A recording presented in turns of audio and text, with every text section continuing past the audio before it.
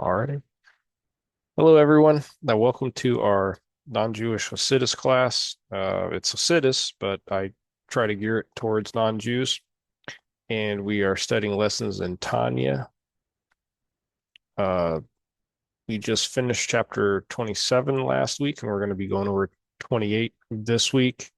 One thing I wanted to mention real quick from last week is that we talked about holy, the word holy in English.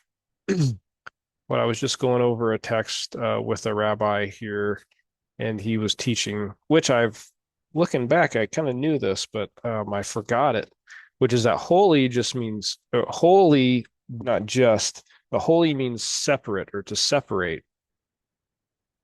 And when I saw this, it clicked with me that holy just, well, I should say just, but holy means to separate from the Sitra Achra.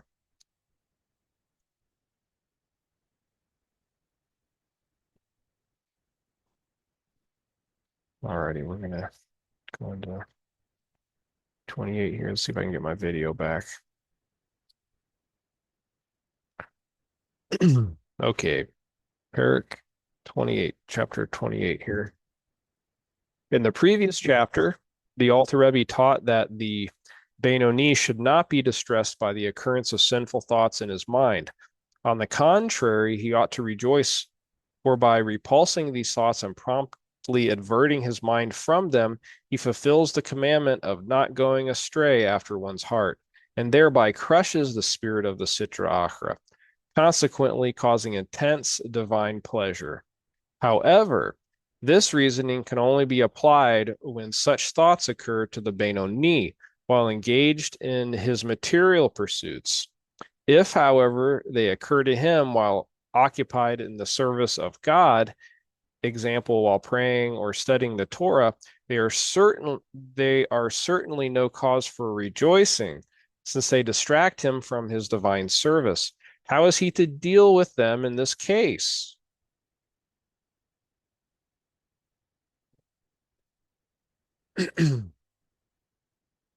Even if lustful imaginings or other extraneous thoughts occur to him during his service of God, because I think last week we talked about just mundane matters like work and things like that. Uh, what about these thoughts that occur to him during a service of God in Torah or in prayer with kavana? And kavana means like proper intent. He should pay them no attention, but avert his mind from them immediately. Nor should he be so foolish as to engage in the sublimation of the midot of the extraneous thought, uh, as is known that one can overcome extraneous thoughts by elevating their source. For every such thought stems from one of the midot of the animal soul. For example, the midah of love in the animal soul gives rise to one's lustful thoughts. The midah of fear gives rise to hatred and to fears inappropriate to him, and so on, so on. It is therefore written that when one is disturbed by such a thought, he should determine which midah is its source and should then refocus that midah on the spiritual aspects of the object of his thoughts. For example, if the extraneous thought is a desire for some physical object, one should contemplate that the desirability of the object which he craves is actually a manifestation of the divine power that made it desirable, beautiful, tasty, or whatever. Therefore, rather than applying his desire, i.e., his midah of love, to the object's physical sheath, he should direct it to the godliness that underlies it. He will thereby elevate the corresponding midah of his animal soul so its divine source, and thus destroy the evil in the thoughts caused by the midah, leaving only the good, the sparks of holiness embedded in them. This is what is meant by sublimating the midot in order to overcome extraneous thoughts. That's a good. Glad they pointed that out. For the Benoni, however, such an exercise would be sheer foolishness, as the Alter Rebbe explains presently. For such things were intended only for the tzaddikim, in whom there do not occur any evil thoughts of their own evil midot, but only from the midot of others. So again, we're talking about uh Benonim here and not Tzaddikim, right? Because Tzaddikim wouldn't have this happen to them. Since the Tzaddik has transformed the midot of his animal soul to good, no evil thoughts can arise from them. Any evil thought that may arise in his mind stems from the midot of others. For another individual whose soul root is connected with this tzaddik finds himself in difficulty combating his own evil midot and requires his assistance. This person's evil thought is therefore planted in the mind of the tzaddik, though in the form of a mere abstract letters of thought. So the person relays it through their speech. I would assume that's what he's talking about, without any feeling of evil attached to it. The tzaddik recognizes the source of this thought, redirects it toward the spiritual realm, as explained above, and thereby elevates the midah whence it stems. So the tzaddik can, through speech, do this for him in a way, thus enabling his fellow Jew to overcome his own evil midot. But only the tzaddik can accomplish this, since he himself possesses no evil midot. So it's like they abstract it through speech, and so it doesn't actually become internalized in the tzaddik. I guess that's what it's another way. So the tzaddik like encapsulates it, but then through speech he does the opposite of encapsulating it. He sublimates it for the person who is having the issue. But as for one, i.e., a Benoni, to whom there occurs an evil thought of his own from the evil that is lodged in the left part of his heart, i.e., the evil midot of his animal soul, how can he raise it up to the spiritual realm when he himself is bound below by his desire for the material? It would therefore be foolish for the Benoni to attempt to rid himself of extraneous thoughts by engaging in the sublimation of his midot. Nevertheless, he must not be downhearted, nor feel dejected and despicable because of the service of extraneous thoughts during his service of God, when he ought to be most joyous. On the contrary, he should draw fresh strength and intensify his determination with all his power to pray with concentration, with even greater joy and gladness, and the realization that the foreign thought which occurred to him derives from the klipa of the left part of the heart, which wages war within the Benoni against the divine soul within him. It is known that it is the way of combatants who seek to destroy one another, and similarly of wrestlers who aim merely to topple one another, that when one is gaining the upper hand, the other likewise exerts himself with all the resources of his strength in order to prevail. Therefore, in the battle between the divine soul and the animal soul, when the divine soul exerts itself and musters all its strength in prayer, thereby to weaken or even vanquish the animal soul, because we've learned that in prayer, prayer is very powerful because it draws your entire being. And I would say I think that was similar to Torah study as well. The klipa of the animal soul, too, gathers strength to counter it, aiming to confuse and topple the divine soul by means of a foreign thought of its own.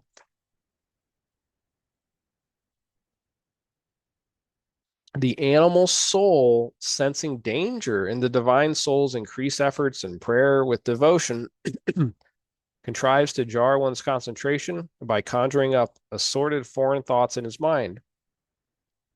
Thus, the appearance of an extraneous thought during prayer indicates that one's devotion was of sufficient quality to give the animal soul cause for concern. And this realization itself should gladden one and encourage him to continue his efforts. So remember, the Alter Rebbe talking about that in the last chapter or two.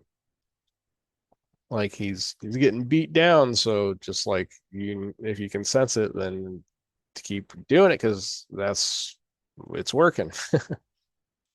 This refutes a common error. When a foreign thought occurs to some people during prayer, they mistakenly conclude that their prayer is worthless. Or if one prayed properly and correctly, so they mistakenly believe, no foreign thoughts would arise in his mind. They would be correct if there would be but one soul within a person, the same soul that prays being also the one that thinks and ponders on the foreign thoughts. In this case, if the godly soul were truly immersed in prayers, there would be no room within it for foreign thoughts. But in fact, there are two souls, each waging war against the other in the person's mind. The mind is thus not only the battleground, but also the prize, the object of the battle between the two souls. Each of them wishes and desires to rule and pervade the mind exclusively. All thoughts of Torah and the fear of God come from the godly soul, while all thoughts of worldly matters derive from the animal soul, the nefesh elokith and the nefesh behemit. Similarly, in our case, thoughts of prayer are from the divine soul, while foreign thoughts stem from the animal soul. Thus, the occurrence of a foreign thought during prayer is no indication of a thought in prayer, of a fault in prayer, excuse me. In fact, the opposite may be true, as the Alter Rebbe explained earlier with the analogy of the two combatants. But if there are indeed two separate souls, why should the extraneous thoughts of one interfere with the devotions of the other? They would not interfere, answers the Alter Rebbe, except that the godly soul is clothed within it, within the animal soul. Therefore, the godly soul cannot ignore foreign thoughts rising from the animal soul, and thus foreign thoughts disturb one's devotion and prayer. This is, to use an example, like a person who is praying with devotion. While facing him, there stands a wicked heathen who chats and speaks to him in order to confuse him. If the other's intention were not to disturb him, but merely, say, to ask him a question, then he could rid himself of the disturbance simply by responding to the questioner. But when the intention is to disturb his prayers, he will gain nothing by responding. If he answers one question, he will promptly be asked another. Surely the best advice in this case would be to answer him, neither good nor evil, but rather to act as though he were deaf, without hearing, and to comply with the verse, answer not a fool according to his folly, lest you too become like him. Just as in the analogy of the heathen, probably Russia, let's see here.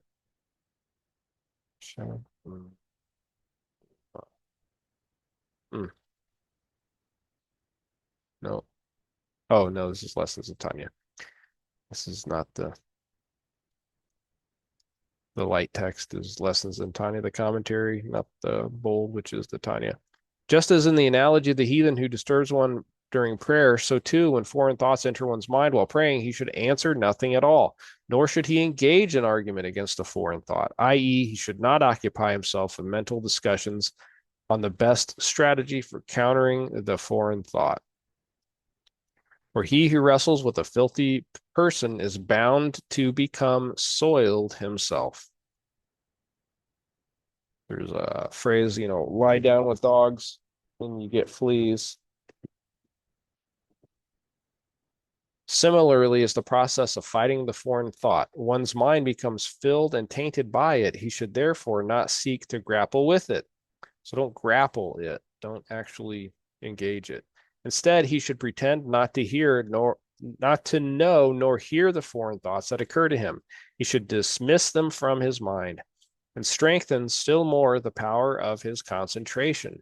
If, however, he finds it difficult to dismiss them because they distract his mind with great intensity, then he should humble his soul before God and supplicate him in his thought to have compassion upon him and his abundant mercies, like a father who takes pity on his children who stem from his brain. And so should God be compassionate on his soul. The reason why it says from his brain here, because the essence of a person stems from their father's brain, goes down the spine into the seed and becomes the child. And we've talked about that in earlier parts of the Tanya. And so should God be compassionate on his soul, which derives from the mind of God, the attribute of Chokhmah, as explained in chapter 2. There you go, chapter 2.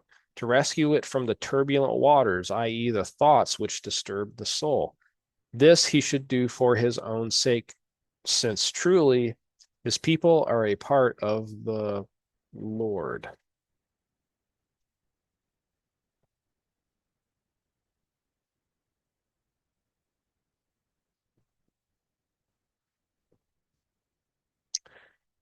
In order that one should not incur divine judgment as to whether he is worthy of God's compassion, the Alter Rebbe advises that one should beseech God's mercies for his own sake, since the soul is truly, it's a part of God in aiding the soul.